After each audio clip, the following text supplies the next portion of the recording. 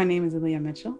I'm an early career film producer. I work at the University of Michigan full-time, producing documentary-style content and communications. Also, I'm an independent filmmaker.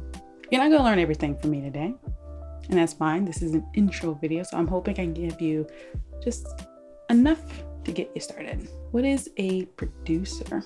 What is a producer? That's really hard. What does a producer do? A lot. So a producer wears many hats, and they are responsible for production from beginning to end. They may be responsible for developing the script or securing the rights for the script. If it's a documentary, doing lots of research into the subject to develop some sort of summary about that, as well as working really closely with the director during production to really make sure things are progressing, but also to ensure that it is the story that they set out to create. They're also responsible for making sure that production's on time, on budget. Producers are responsible for safety. And then in post-production, they're responsible for supervising the editing process, as well as finishing, distribution, marketing, release. So that's really a whole bunch of stuff.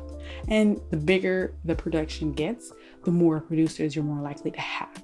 So here are a few humble tips for those getting into producing. Number one, know your why. I know that might sound cheesy, but knowing your why really does help you hone in on what you're trying to accomplish. It helps you pitch, secure the director and the crew that you need if they trust you to be the person leading them along the way.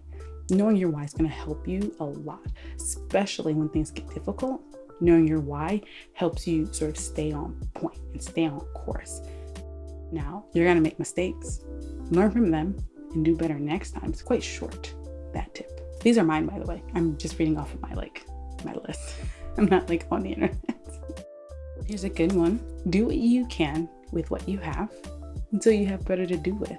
That's a really important one, especially when you're just starting out. There are a lot of people who want you to believe you need a certain kind of camera with a certain kind of lens, with a certain kind of mic and light. And if you have a story to tell, use what you have available to you until you have something more. Don't let money be the barrier to you moving forward with a project of some sort. Money can be prohibitive, and if you never start, how do you know that you can do it? You gotta try until you have more to try with. Spend time researching the various production roles that exist. You can sort of reverse engineer the process so that you can identify gaps in your production that need to be filled either by you or by someone else.